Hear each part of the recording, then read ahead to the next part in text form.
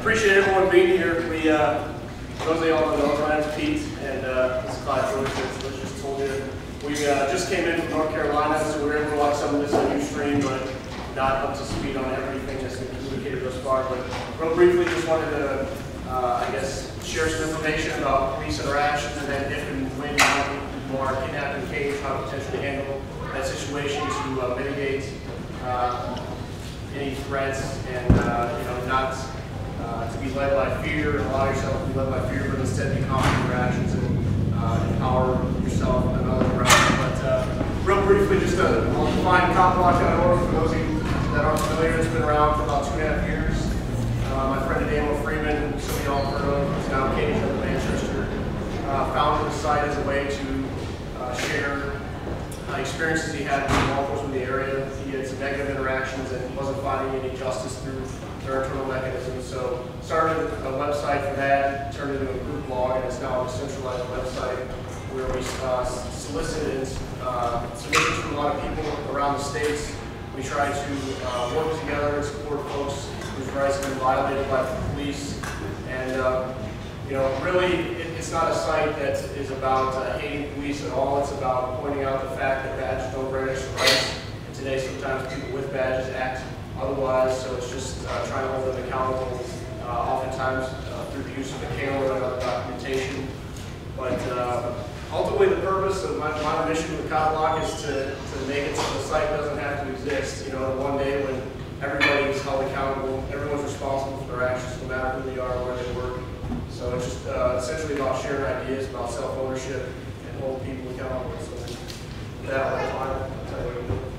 Yeah, okay, so NeverTakeAPlea.org, the organization, basically has two missions. One is we have a calendar on our website where you can go, if you have a court date for a victimless crime, you can put your information in, and people then in your area can come and support you, because that's really fundamental, that's very strong when you have a packed courthouse sitting there with you. The day was trial on Monday.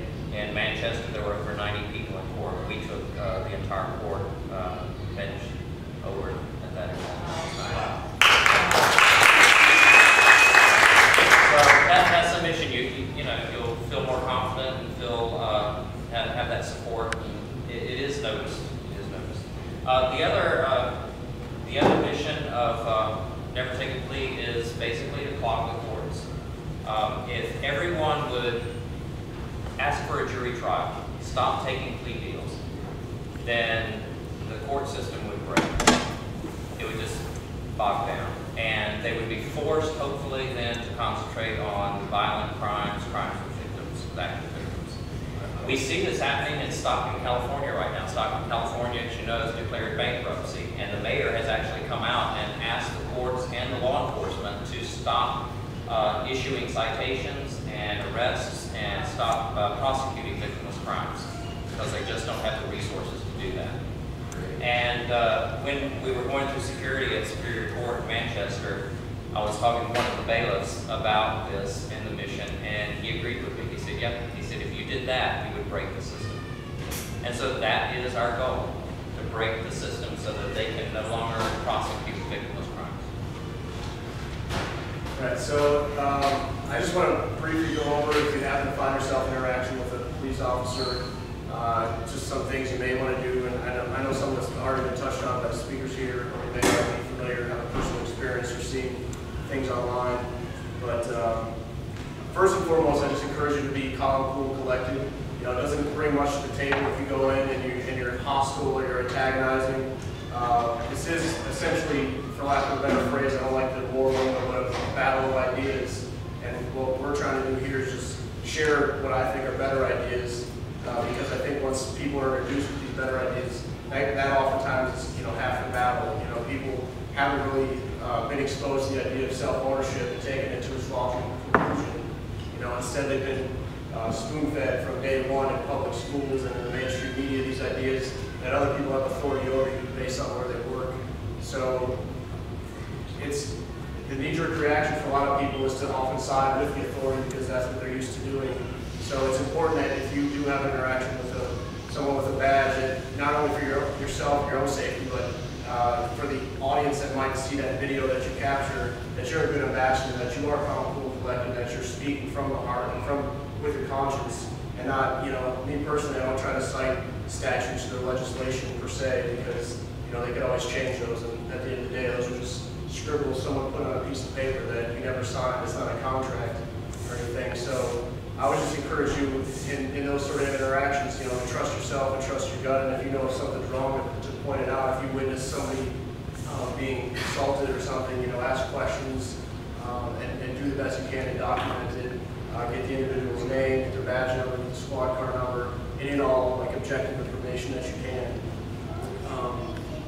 And that's really an important thing, I think, to document the situation that happens and then to disseminate it, to get it in front of more eyes. Because at the end of the day, throughout history, we see the bullies and the folks who want to live off of others, they are able to do so when they scare those folks, and those other people don't speak up.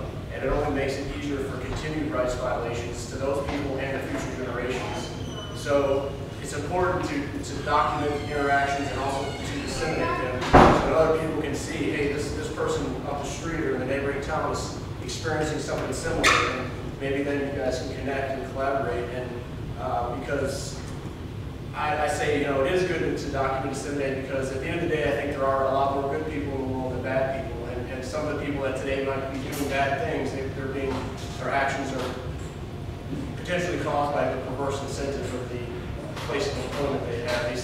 They claim a legitimate monopoly on the initiation of force and say that, hey, we're here to protect you, but that really doesn't make sense to me, because they first steal your money and then they say they're protecting you. So how can an actor within this institution ever, provide a good service in a way, that actually does protect you or actually does help you? So I would just encourage y'all to whatever extent you're comfortable, ask those kind of questions, strike the root, and don't be afraid to speak out, because if we're afraid today, it's going to be more difficult tomorrow. Like, it's pretty ridiculous, honestly, that we even have to have an event here about eliminate freedom or wrong with freedom. Like, we own ourselves, and we have the right to put whatever we want in our bodies as long as we're not negatively affecting somebody else. So for somebody in a dome building here in DC or your respective state capital to say otherwise, it's ludicrous. So I have two questions relative to confrontations with police. When, let's say you're in a rally like tomorrow, and for whatever case, police officers descend on the scene and attempt to start making arrests, does a citizen, number one, have a right to ask what they're being arrested for, and number two, do they have the right to get the police officer's badge name, badge number, vehicle, description, whatever the case may be, to identify them later? Could you just answer those two questions? We had some questions if you didn't hear. Does an individual being potentially kidnapped and caged by someone with a badge have the right to request the badge number, car number, things like that, and know the reason why they're being kidnapped and caged? And what I would say is, even if on pieces of paper those folks say that they're supposed to be doing these things for you, too oftentimes they don't do them. So it's when a group of people is allowed the right to create legislation and then interpret legislation, they then judge it for themselves and oftentimes side with themselves. So that's a long way of saying that even though they might be supposed to do those things for you, provide the information for you, sometimes they don't do that. But I would definitely encourage you to ask, why you're being detained. And if tomorrow, for example, we are confronted by folks with badges, and everybody has their own subjective line that they're comfortable with and what they want to sort of make a stand on, per se. But so you have to make that decision for yourself. But right away, you could ask them about being detained, and if they say no, then you could just leave the scene. And but if they do start handcuffing you, you have the right to remain silent. You can't inquire while you're being arrested. Oftentimes, though, they might say you're being arrested for a disorderly, which is sort of a catch-all, and then later they might charge stack and put more things on you that may change what you're charged with. So what they arrested for may not always, be the rationale given on why you were held. It's most important to record the interaction, is because then you'll have a record of it, even if they don't give you their name or badge number, and oftentimes they won't. In Austin, we had an incident there, and I was asking for the badge number and name. You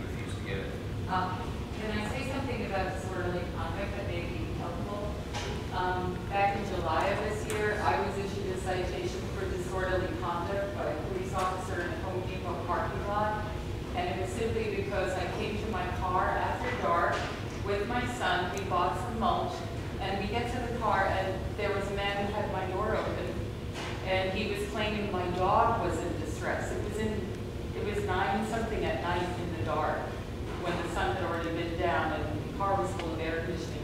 Anyway, I showed him, I called the dog out, and the dog was fine, and I said, see, he's fine. And we were there for 5 minutes. And the patrol car comes up. He had called the animal control.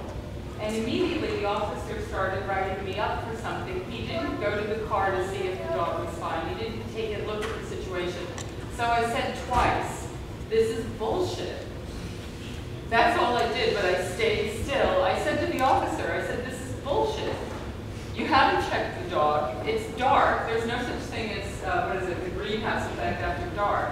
How can you be writing me for anything when you haven't examined the situation? He said to me, if you don't shut up, I'll write you up for disorderly conduct. So I said, well, can I just load the car in? He said, fine. He wrote me up anyway, even though I did what he said and gave me a citation for disorderly conduct. So before the court case, I said, I was nervous about this. I used to have a TSSA, top secret compartmentalized clearance, and who needs a court arrest? So I asked the Lord, I said, what do I do with this? And he said to me, check the Virginia statutes. So I went to the statutes online and I read, and the description of disorderly conduct in no wise fitted the description of what happened. I had not created the scene. I wasn't yelling and screaming, and I never moved. So I already knew that it wasn't going to stand up in court, and when the prosecutor called me before the case came up, she wanted to know if I would discuss the case with her, and I knew that was because she knew it wouldn't stand up. And the end of the long story is simply that she said, would you just come to court and apologize? Would you agree that you both didn't handle the situation very well? And I said, sure. So we wound up, the two of us, the police officer and myself, just shaking hands, and the whole thing was dismissed. But I think the best thing that I did under the circumstances after asking the Lord what to do was simply knowing what the statute said and having never been belligerent on the scene. I was indignant, and it's really easy to get upset when you're indignant, but I didn't, and I think that really helped me to get the whole thing dismissed.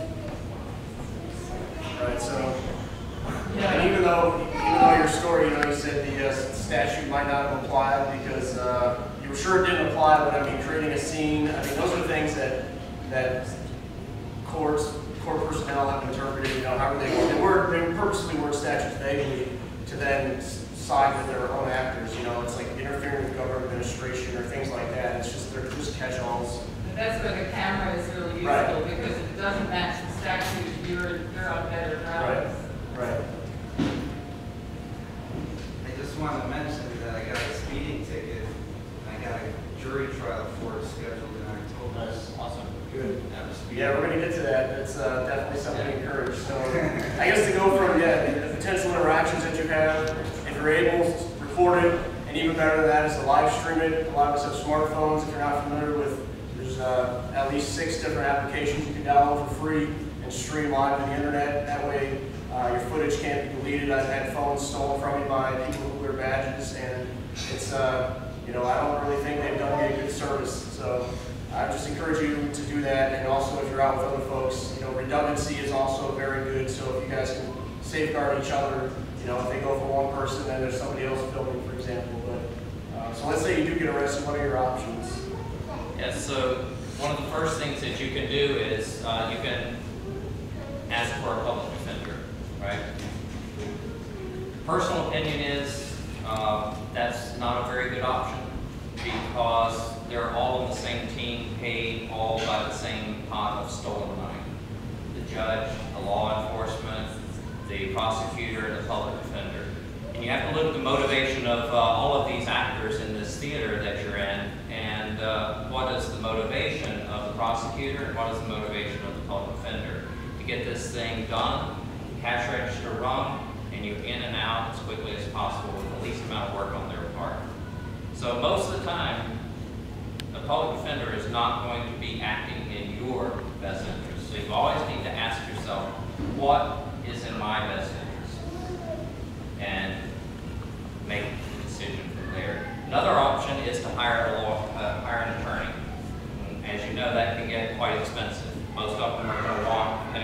case, if it's a criminal case, at least $4,000 to $10,000 up front. If it's a speeding or traffic violation, maybe $500, $1,000, still a lot of money. They are still officers of the court. They are still in it for business, and they are still in it to do the least amount of work to get the case resolved. And it's no benefit to them if you are found innocent, if the charges are dropped, or if you're found guilty. They can still get paid the same amount. So you need to think this through. You know, are they acting in my best interest, in what I want? And you need to also think about that. What do you want from this? You know, do you want to make a statement? Do you want to get out of it as easily as possible yourself? These are things you need to ask yourself when you've been charged. Right, a couple other options that you may have at your disposal. One's you may get a lawyer who wants to step up and help you pro bono. That's not as frequent. It tends to be with more high-profile cases when there's higher probability that a civil suit will be successful after the criminal charges are addressed. So a lot of times too, you might feel a little bit hamstrung if you go pro bono. Oftentimes they'll work with you a lot closely, but if you, for example, if you don't let them sort of steer the show, then they may back away and drop you. So it is, I guess, another option, something to think about if you are involved with a sort of a high-profile arrest, or you and a number of people are. You may be able to loop somebody in. Obviously, ACLU is well known for this, but there's also a lot of other good lawyers and more that have liberty-oriented people that have gone into this profession that have offered their time to help represent folks. So this is not, it's something to consider, and if you're in need of help, something to potentially put out, just solicit the help if need be. But another option is going pro se, which is essentially just representing yourself.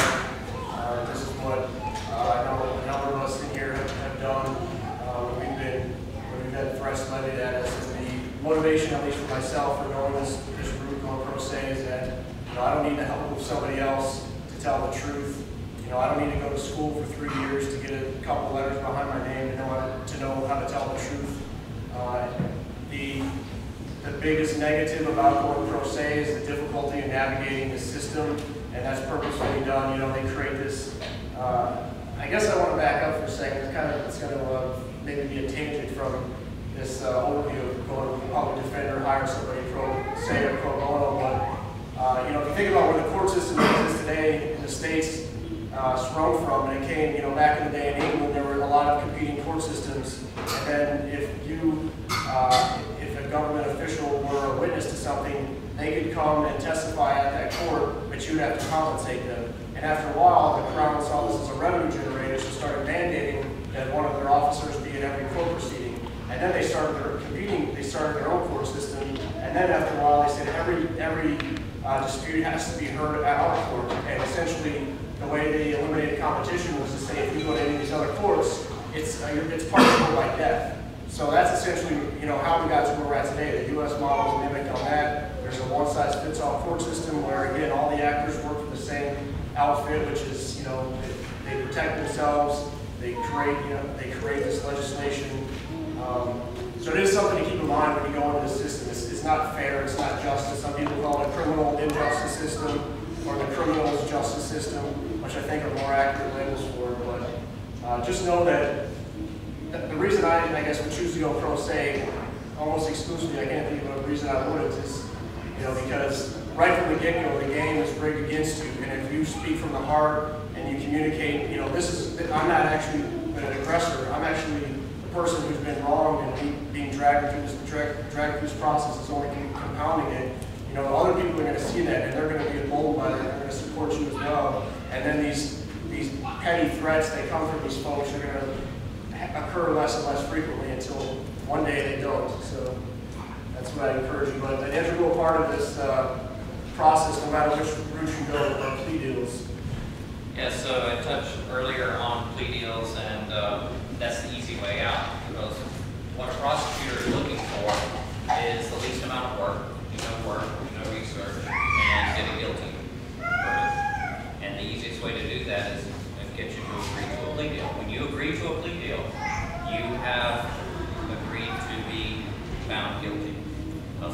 whatever it is that the plea deal arrangement is.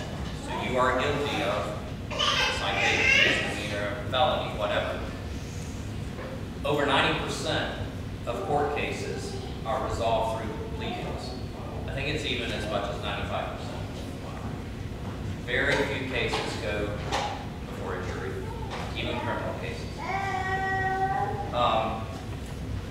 This is individual choice. Now, you have to make this decision about a plea deal, because what they'll do is they'll, as Pete mentioned earlier, charge stacking. They like to stack charges on you to intimidate you. So instead of one disorderly conduct charge, they might charge you, find 3 or 4 different ways to charge you the same way. And so you have those 4 charges against you in court. Odds are the jury's going to find you guilty of one. Because juries think if you're sitting there in front of them, if you're being charged with something, especially with 4 different counts of something, that you did something, that there's something that they feel they should charge you with or find you guilty of. So this is the reason for charge stacking, to intimidate you into a plea deal. It's an individual choice. You do have to recognize that not accepting a plea deal takes some guts. What Ademo did, that was heroic, and to refuse the plea deal. Pete and Ademo did it in Greenville, Massachusetts too.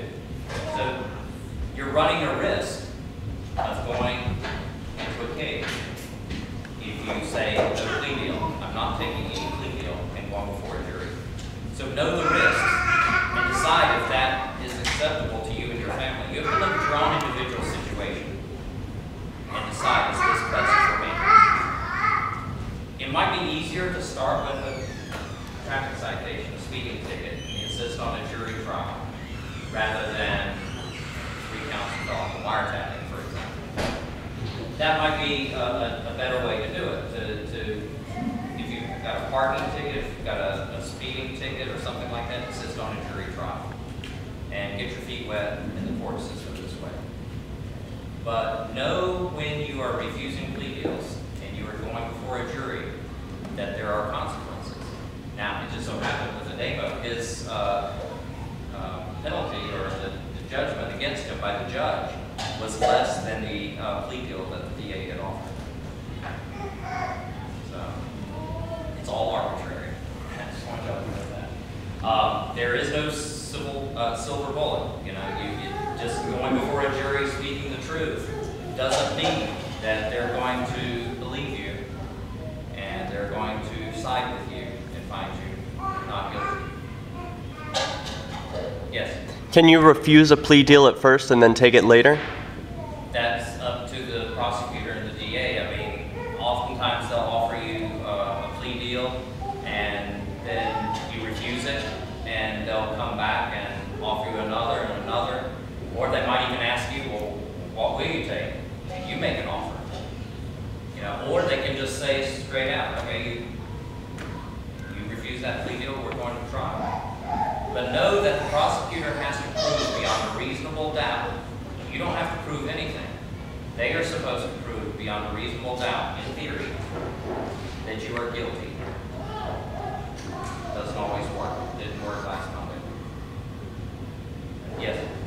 I'm an attorney. I've done some criminal defense work, and I just know from personal experience that oftentimes if you wait for the day of trial or the day before trial, the prosecutor will be less inclined to grant a plea deal because at that point they've already done all the work for trial. So they'll have less incentive to be generous.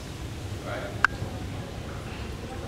But just, you need to be mentally prepared for whatever your decision is and think through all of the consequences for yourself. I know we say never take a plea deal, but it's an individual's choice.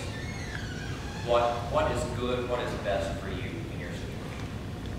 Yeah, and even to buttress what he just said about never taking a plea deal, even if right from the start, whether it's a traffic citation or some criminal charge, you push back, you don't initially pay the ransom or agree to whatever conditions they set.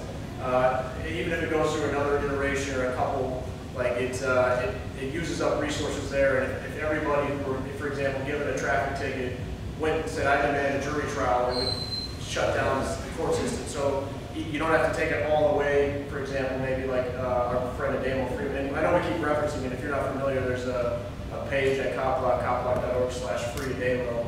A friend was found guilty of wiretapping allegedly, but yeah. So just even if you do a little bit, even if you refuse the first plea deal, the second one may be better. If you've used up some resources, you're better off for it.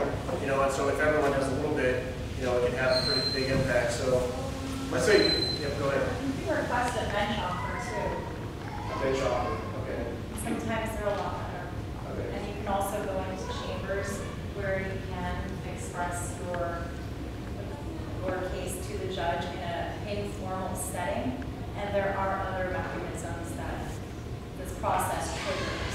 But to take it slow and be rational and clear-minded is the most important part. That's a good point, thanks. Okay, so you find yourself in court. Some of y'all know Mark Stevens. He calls court legal land. So you know, I like to call legal land. It makes sense to me because again, it is arbitrary. But I would encourage you, if you do reach that stage, make sure by then you've reached out to supporters. Make sure you've gotten your story about what's happened out there in a clear, objective way. Don't assume everybody. You know, everybody's busy, so we can't stay up on what is going on in everyone else's life. So make sure you have a place that you can point to, you can update. You know, that you can have an overview of what happened, where the status is, how people can help you, and stuff like that. You may want to incorporate, I strongly suggest you incorporate jury nullification. If you find yourself in front of a jury nullification, for those that aren't familiar, is the right of the jurors to nullify bad laws, essentially. So whether even if I jaywalked and some guy with a badge came across the street and said, you're guilty, here's a ticket, and I go to court and they have video of it, I can say, sure, I did what you said I shouldn't do, but where's the victim? Where's the harm? And a jury can nullify that law. They can say, there is no victim, there is no harm. It's ridiculous, you're being shaken down for it. So the jury can say it's an option instead of guilty or not guilty, or they can say they nullify this law. So that's something to definitely push. It's been around for a long time. A lot of judges in courtrooms will get on you if you even bring it up. But so it depends on what, you know, arbitrary political boundary, what state you're in, whether it's included in jury instructions proactively or whether you can include it yourself. But even if you're going pro se, you're usually allowed a lot more leeway. And I would definitely, even if it's a very strict, tight judge, he's running a tight show and he's hostile, I would definitely be sure you at least bring it up to the jury, because even though they might say objection and say you can't utter those words again, at least it's reached the jurors' ears and they can think about it. Other things that we touched on already, recognize this whole process is arbitrary. You can be, you know, you can be totally active, you can have acted in the right, not harm anybody, but the system is designed to safeguard its actors, and this is something, you know, unfortunately a lot of us are familiar with. But you also want to, you know, encourage you to film, recording, documenting your interaction you have at the point of contact with the police officer, and throughout you might want to do updates. That allows people to like sort of personalize it yourself, and you know, it's real time and people can see the impact. You're not just a name on a piece of paper. But also try to get have a friend come and record the proceedings themselves, so there's a document of it, and so other people can learn from it. I would say be careful with that. I've had observers be almost arrested because of that. You can request it. Sometimes you can't just walk in with a tape recorder. Right. You have to ask for Yeah, that. You have to be, and this goes again to very simple, just respect the process. Yeah. So yeah, she mentioned it depends what courts you're in. Again, they're all some courts I've testified wearing a hat. Other courts they arrested me for wearing a hat. You know, I can wear this chain into some courts, I can't into others. Some you can just film, others you have to put in a request. But we have the right to request that. We're Right. lay people, we're still public citizens. This is, the public is allowed to go to court. It's still an open forum. And I've had reporters get kicked out of some courtrooms. But you can go to whatever courthouse you're in, and there are press allowances. You can go and find the procedure out of that particular courthouse and actually file your own allowances to bring in video cameras. You could have a video camera right there and have media protection so that you're not taking the risk. Right. Yeah, I'm not encouraging someone to actively go out and you know, compound the harms that they're already suffering. Yeah. But you can protect yourself by saying, okay, well, we're going to have a camera there. I've already gotten the allowances from the court, and here we are. Right. I have a question about the wiretapping. He got locked up.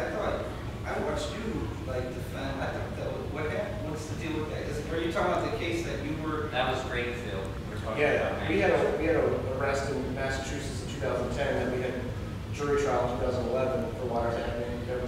That was you on YouTube. Yeah, me and Daniel together. Right. And more recently, Daniel, after making a phone call last October, was found guilty this past Monday of wiretapping. So in New Hampshire, so different cases. The new one was a phone call. He was trying to get comment from a public official on an incident that happened. He was basically trying to bring accountability to an incident, and because he didn't specifically say that he was recording anything, that's where they got him.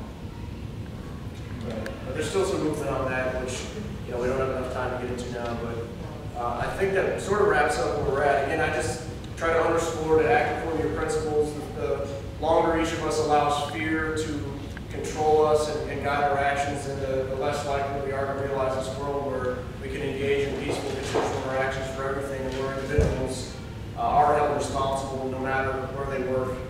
So I know it's tough sometimes, but you know, we're not at a good place, you know, in a lot of instances. So I think it's pretty necessary. You mentioned you've had your cell phone taken by a cop in time. There's a great online resource called birdcats.com. Have you been there? You can get watches and pens and all kinds of things that record that are totally innocuous. Nobody can think of taking it from you. You can be standing there and no one would ever know you're recording.